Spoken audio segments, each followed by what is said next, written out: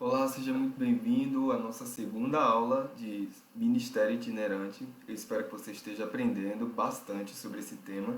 E hoje a gente vai começar aqui lendo uma passagem que está lá em Efésios. Se você puder abrir aí a sua Bíblia, Efésios 4, versículo 8 ao 13. Efésios 4, do 8 ao 13. Então vamos lá. Por isso é que foi dito: quando ele subiu em triunfo às alturas, levou cativo muitos prisioneiros e deu dons aos homens. Que significa ele subiu, senão que também descer às profundezas da terra? Aquele que desceu é o mesmo que subiu acima de todos os céus a fim de encher todas as coisas. E ele designou alguns para apóstolos, outros para profetas, outros para evangelistas e outros para os pastores e mestres, com o fim de preparar os santos para a obra do ministério, para que o corpo de Cristo seja edificado, até que todos alcancemos a unidade da fé e do conhecimento do Filho de Deus, e cheguemos à maturidade atingindo a medida da plenitude de Cristo.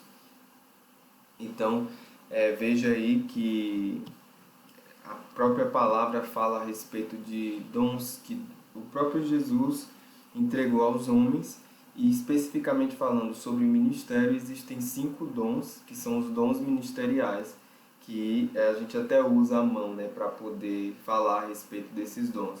Esse aqui é o dom do mestre. O mestre ele tem a capacidade, não sei se você já tentou, né, com o dedo mindinho, ele é tão pequeno que tem a capacidade de alcançar lugares pequenos, lugares menores onde poucos iriam alcançar através do ensino da palavra. Em alguns locais ele é chamado também de professor, então ele tem esse dom voltado para o ensino da palavra, certo? Esse daqui é o pastor, onde coloca a aliança, né? O dedo onde se coloca a aliança, e aí fala que o pastor é aquele que está aliançado com a igreja local. O evangelista é o maior de todos os dedos, porque ele é aquele que está mais em evidência. Um exemplo de evangelista é o evangelista Billy Graham. Ele, por muito tempo, pregou a palavra de Deus, uma palavra de salvação específica para alcançar o povo fora da igreja. Então, o evangelista ele tem esse papel, que como numa construção, você tem aqueles que constroem o local e tem aqueles que vão buscar as pedras, né, os tijolos. Então o evangelista tem essa função. Esse daqui é o dedo, alguns falam, né, até o dedo do profeta.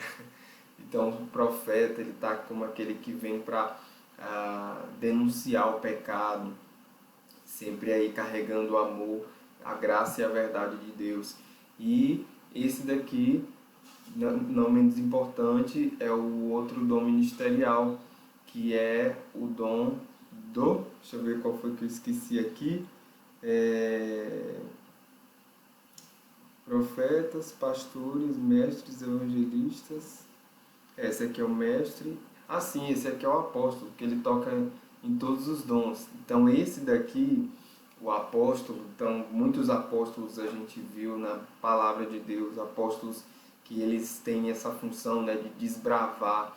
Então, ele tem que tocar em outros dons, porque ora ele vai ensinar a palavra, ora ele vai pastorear, ora ele vai alcançar o perdido, ora ele vai atuar também como profeta, e como apóstolo ele vai ser o portador, o mensageiro das boas novas para poder desbravar em locais não alcançados. Então, o apóstolo é um dom ministerial unicamente itinerante. E a gente também tem, né, um ministério que é local e também que é itinerante, dizendo aí a respeito dos profetas, evangelistas e também mestres. E tem um que é unicamente local, que é o do pastor. Mas isso não quer dizer que o pastor também não viaje, e isso não quer dizer que também um apóstolo não permaneça, não tem uma casa fixa. A gente vai falar sobre casa um pouco mais para frente. Não, mas assim, em questão de dons ministeriais, como é citado aqui em Efésios 4, é nesse sentido, certo? Ok, a gente tem uns exemplos de pessoas que atuaram nesses dons. Um exemplo é o Ágabo. Ele era um profeta em movimento e ele atuava no ministério profético de forma itinerante. Você vai ver ele lá no Novo Testamento, certo? Só pesquisar aí Ágabo e você vai ler um pouco sobre a vida desse profeta e como ele profetizava. Ele inclusive chegou a profetizar para Paulo. Então dá uma lida lá, acredito que está em Atos dos Apóstolos, você pode ver isso aí, ok? Você também tinha outros profetas no Antigo Testamento que tinha essa função itinerante. Elias, Eliseu. A gente também tem um exemplo de Filipe. Filipe ele está no Novo Testamento e alguns consideram ele atuante no dom ministerial do evangelista, né? E ele é itinerante, a gente vê Filipe viajando para muitos lugares. Atos 18 mostra também um mestre que está em movimento, que está atuando no ministério itinerante, que é Apolo, e ele faz parte do ministério translocal. Quando a gente fala ministério itinerante, também vai falar, é um sinônimo de ministério translocal. E Jesus, nosso maior exemplo, ministrou como itinerante por 3 anos, cerca de 3 anos, né? 3 anos e meio, então ele atuou também, ok? Então é interessante a gente ver esses aspectos dentro da Bíblia, né? E entender também que o ministério unicamente local ele também existe, que é aquele que viaja de vez em quando, mas que está ali predominantemente no local, como eu já falei do pastor. O pastor, ele não só viaja, né, para tirar férias. O pastor também é interessante que o pastor viaje, né, para poder respirar outros ares, para ser aguçado na sua criatividade, para inovar, né, para ver outras formas de fazer, outros métodos. Então a viagem para o pastor ela tem esse poder também, sabe? A igreja foi construída em 3 anos e meio através do ministério itinerante. Através de Jesus, começou com Jesus e partiu aí dos apóstolos de Cristo, que nós já conhecemos, 12. A gente sabe que um, né, traiu, mas depois foi substituído, e a partir desses a igreja foi sendo construída. Ok? É muito bom saber que Jesus passou por coisas como itinerante também. E por quê? Porque isso nos fortalece como ministro itinerante para que a gente também ande como ele andou, perdoando, libertando os oprimidos do diabo, enfim. Então agora a gente vai falar a respeito dos itinerantes da Bíblia. Então eu trouxe 3 exemplos aqui, que é o exemplo de Jesus, outro exemplo é Samuel e outro é Paulo, certo? E uma palavra que está conectada com esses 3 exemplos é casa. E Jesus, ele se mudou de Nazaré para Cafarnaum antes de começar o seu ministério itinerante. E todo ministério itinerante ele precisa de uma base, de uma casa, certo? E aí a gente vai falar desses 3 conceitos aqui de casa. Nós temos a casa física, que é o lar. Então, o itinerante ele precisa de um lar, ele precisa de um lugar de descanso. Como itinerante, a gente acaba vivendo muito a vida das outras pessoas, sabe? E acontece, às vezes, da maioria dos itinerantes ser pessoas com hábitos noturnos, né? Pessoas que estão, durante a maior parte do tempo, acordadas pela noite e pela manhã elas não funcionam tão bem. A gente fala na engenharia, no estudo da ergonomia, né? Chama isso de ciclo circadiano. Então tem pessoas que são mais diurnas, tem pessoas que são mais noturnas. Eu mesmo comecei como uma pessoa mais diurna e para mim sempre foi um desafio funcionar bem pela manhã. Mas eu tive que aprender aos poucos, principalmente pondo o exercício, a gratidão e o contentamento, que é possível sim você ser uma pessoa diurna e mesmo você sendo uma pessoa noturna, você pode exercer bem atividades durante o dia, sabe? Então você tem que estar atento a isso, por quê? Porque vai ter famílias onde você vai viajar para se hospedar na casa dessas pessoas, onde elas acordam 6 da manhã ou às 7h30 da manhã, né? Então o itinerante ele não deve chegar numa casa assim, ditando as regras, né? Dizendo como tal horário. Não, não é bem assim. Você vai, na verdade, se adequar às regras daquela casa onde você vai estar, certo? E comer o que está sendo posto na mesa. Então, tem itinerante que tenta jogar o peso, né, para de repente aí a esposa do pastor, para quem está cozinhando ali, dizendo, cadê minha comida? Eu estou esperando faz tanto tempo, sabe? A ideia é que você que é o convidado, né? Você tem que saber se portar e não tá o tempo todo exigindo das pessoas ali, enfim, o cumprimento dos seus horários porque você está na casa de alguém. Então, na verdade, você tem que cumprir os horários daquelas pessoas, né? E se adequar a isso. Mas às vezes pode acontecer também de, por exemplo, se você lê o livro Como Andar em Amor, vou até colocar ele aqui para você dar uma olhada nele. É uma indicação de livro para todo itinerante, né? Na verdade, o título do livro é Amor, o Caminho para a Vitória, do irmão Reagan, esse livro. É um livro fantástico, é meu livro de cabeceira, então se você puder comprar, ler, porque é fantástico esse livro. Ele te prepara para muitas coisas da vida e como você tem que lidar com essas coisas andando em amor. Então, vai ter momentos em que você vai ter que, na maior parte do tempo, na verdade, como cristão, a gente tem que andar em amor, né, manifestando o amor de Cristo. E o irmão Reagan, ele fala de um exemplo de uma determinada casa, de um casal que ele se hospedou, e eles não davam refeição para ele de jeito nenhum. O irmão Reagan e a esposa dele passaram realmente assim muitos dias sem se alimentar, eles passaram muitos dias e eles orando e não destrataram esse casal que recebeu ele dessa forma, de uma forma muito ruim, né, por sinal. E em oração o Senhor moveu determinados irmãos da igreja para poder é, fazer uma doação para ele, né, uma refeição e tal, e ele conseguiu se alimentar juntamente com a esposa. E anos depois, esse casal que hospedou eles não exerceram mais o ministério hospedando gente nenhuma, porque aquilo foi já o final ali já, sabe? Depois que aquilo aconteceu, mas o irmão Reagan e a esposa dele não denunciaram, né, para o pessoal do ministério, porque ele mesmo falou, né, que cabia a Deus lidar com essas pessoas. E aconteceu que o caso acabou sendo conhecido, essas pessoas acabaram sendo realmente a atitude errada delas acabou sendo denunciada e elas nunca mais hospedaram ninguém e assumiram, praticamente sumiram do ministério, nunca mais exerceram. Então isso também pode acontecer, é por isso que eu aconselho que você tenha, né, uma reserva quando você fizer uma viagem, porque você não sabe, né, de repente aonde você pode se hospedar, se essas pessoas realmente são pessoas hospitaleiras, se elas praticam uma boa hospitalidade.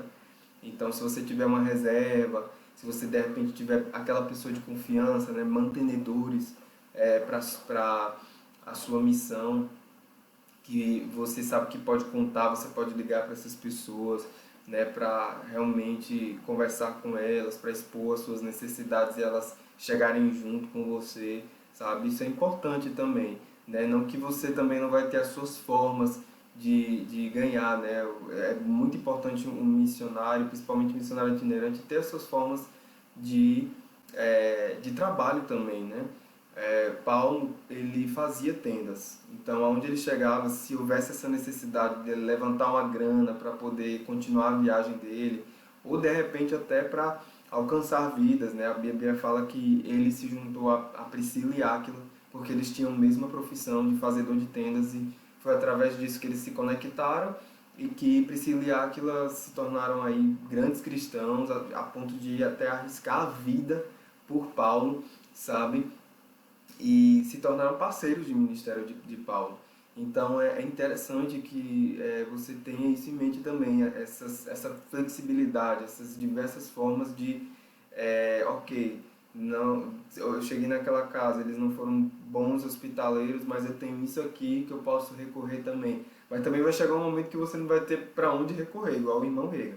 E aí você só vai orar, né? Mas assim, naturalmente falando, a gente não tem para onde recorrer, mas sobrenaturalmente nós sempre temos. E a oração do justo pode muito em seus efeitos, já diz a palavra de Deus. Então, realmente se apegar em oração e o tempo todo estar orando, né?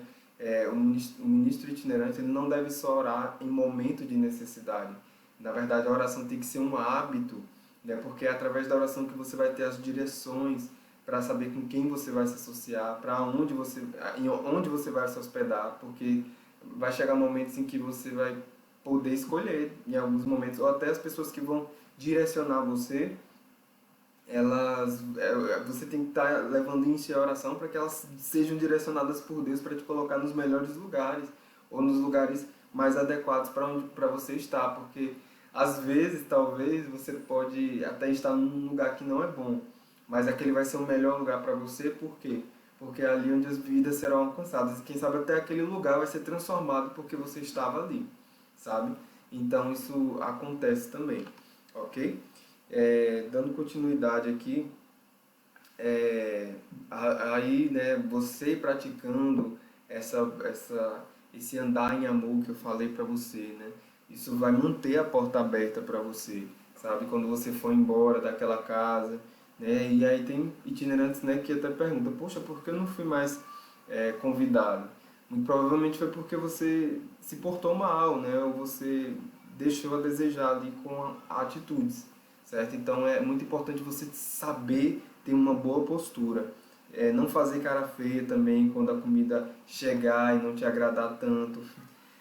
Tem nordestinos que gostam muito de cuscuz e viajam para o sul e ficam pedindo mesmo, reclamando, dizendo cadê o cuscuz? Isso é muito indelicado, sabe? A gente precisa saber se portar. Tem uma frase aqui, né, nas anotações dessa matéria que, como eu falei, ela é da Escola de Ministros mesmo, Rema, e você está tendo uma oportunidade de pegar isso aqui no curso. Essa frase, né, e essa matéria vieram mesmo de Simon Potter, que é um grande ministro itinerante dessa escola e professor também. Ele falou o seguinte, que existem ministros que estragam na mesa aquilo que fazem muito bem no púlpito. Então a gente não pode ser um ministro apenas que mantém uma boa performance, porque performance também é importante, mas temos que ser ministros que sabem se portar, têm uma boa postura, que andam em amor, sabe? Que são educados. Não desvalorize a comida dos outros, sabe?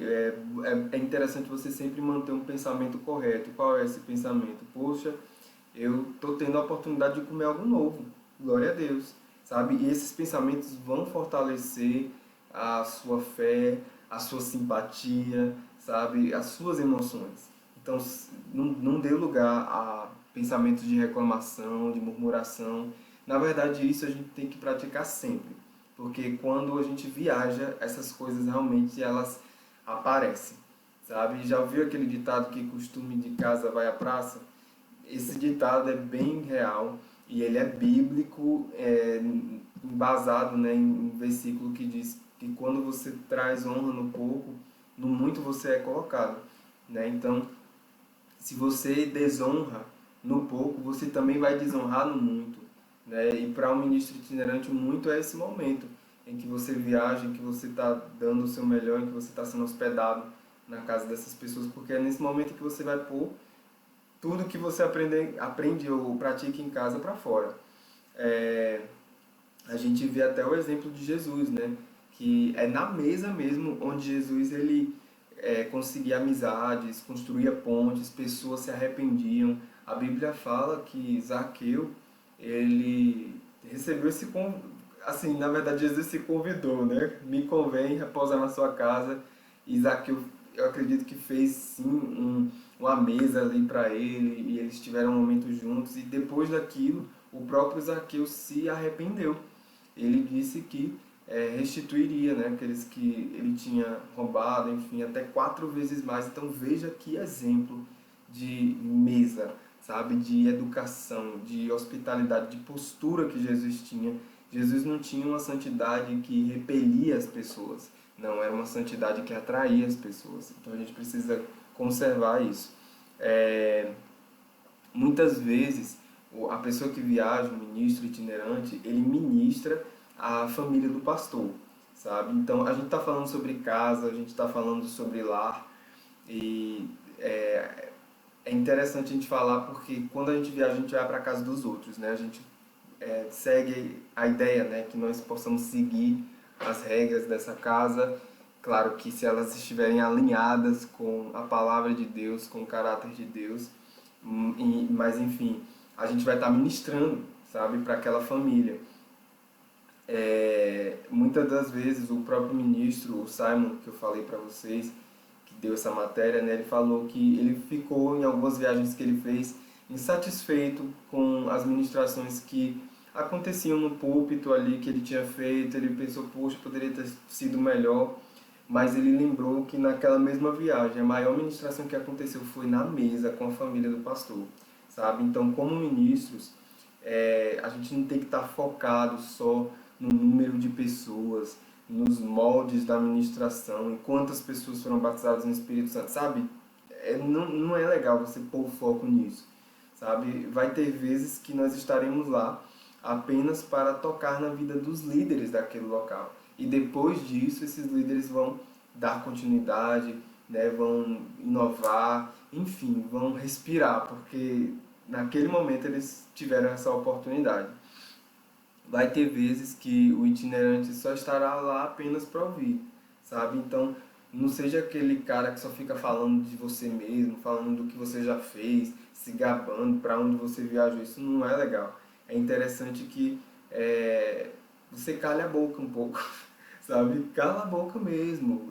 Para ouvir, faça aquela escuta. Isso é importante, sabe? Você escutar o outro, se importar pelo que aquilo que o outro está dizendo. Isso é muito enriquecedor, porque a pessoa ela se sente querida, ela se sente acolhida, ela pensa, poxa, o que eu estou falando está sendo importante para esse cara, e ele está se importando com a minha realidade, ele quer me ajudar, sabe? Então, é interessante você ouvir. Às vezes a família, sei lá, o filho, o marido, a esposa, vai apenas desabafar ali, sabe? Tem vezes que cansa, ok, mas qual é o pensamento que pode te encorajar? Você pensar o seguinte, poxa, daqui a pouco eu vou sair daqui, eu vou chegar em casa e lá não vai ter ninguém para eu ouvir o tempo todo sobre o problema dos outros, não. Então eu vou dar o meu melhor agora, sabe? Então dê o seu melhor. Se for necessário você passar além do seu tempo ali de descanso para conversar com aquela pessoa, para orar por ela, para ajudá-la, faça isso, porque aquele momento é muito precioso, sabe? Na sua casa física, no seu lar, você vai entrar, você vai dar aquela respirada e vai dizer Home Sweet Home, lá doce lá, e aí você vai poder se reabastecer desses momentos em que você foi esse local de abastecimento para a vida de outras pessoas, ok? Então é muito importante a gente manter esse pensamento. De uma vez que eu estava numa cruzada e a cruzada estava acontecendo e, enfim, os líderes estavam lá, né, sentados no púlpito, tinha outras pessoas, muita gente, na verdade, outras não, muita gente lá no meio do povo, do público, e eles estavam ouvindo a palavra, e uma moça, ela estava querendo falar com uma americana, e aí perguntaram, né, se eu poderia chegar lá e falar, e traduzir, interpretar. E aí houve esse momento, né, em que eu comecei a interpretar para essa americana e tal. E assim, eu sei que eu não estava na casa, né, dessa pessoa, a gente estava no meio de uma cruzada, mas às vezes a casa que a gente põe assim, né, é a própria cidade onde você está e aquela pessoa, e ali é a casa daquela pessoa, né, aquela cidade, aquele local e você está ali como um convidado. E aí eu interpretando para essa americana e ela dando conselhos para essa jovem. E teve momentos também que eu perguntei, né, pedi licença para a americana se eu podia também dar alguns conselhos dentro daquilo que ela estava falando, né, porque eu senti de Deus de fazer isso também, né, e houve muitos momentos em que a gente parou para ouvir, a gente ouvia muito mais do que falava. E vai por mim, a melhor atitude é essa, sabe? Porque quando você ouve e pratica, é que a gente chama, né, uma escuta acolhedora. Você presta atenção nos detalhes, na história como um todo, você pontua bem aonde você pode, né, aconselhar, onde você pode prestar uma ajuda naquele determinado ponto onde a pessoa falou. Então, uma escuta acolhedora, que a gente chama de uma escuta ativa, ela está ali se interessando pelos detalhes, se interessando pela vida da pessoa, sabe? Se interessando pelo que a pessoa traz. Para, dentro daquilo, trazer também solução, trazer acolhimento. E aí, eu tive a oportunidade também de aconselhar essa jovem, a gente orou por ela, e enfim, foi um momento de muito desabafo, sabe? E também de muito da presença de Deus mesmo, muito acolhimento para aquela jovem, né? Então, eu só estou dando aqui um testemunho do que já aconteceu comigo, porque o que eu poderia fazer? Não, agora não. Agora nós estamos numa cruzada evangelística, você não está vendo? As pessoas precisam de Jesus aqui. Não, o que foi que eu fiz?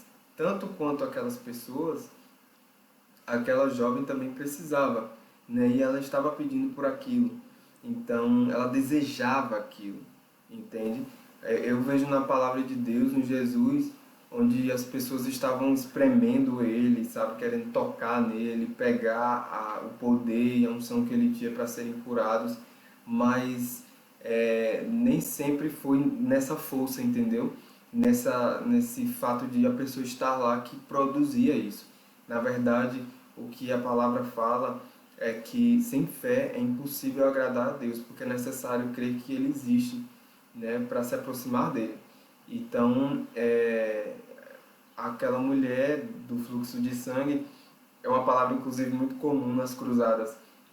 Ela se aproximou de Jesus no meio daquela multidão ali, e dizendo, desejando e dizendo, tão somente se eu crer e eu tocar nas vestes dele eu serei curada. Ela tocou e ela foi curada. Por quê? Porque primeiro iniciou num desejo, depois isso se movimentou através de uma ação, ela se moveu para poder tocar nele, e enquanto ela se movia, né, por esse desejo, por essa fé, ela em fé tocou e foi curada. Né? É uma mulher que passou 12 anos.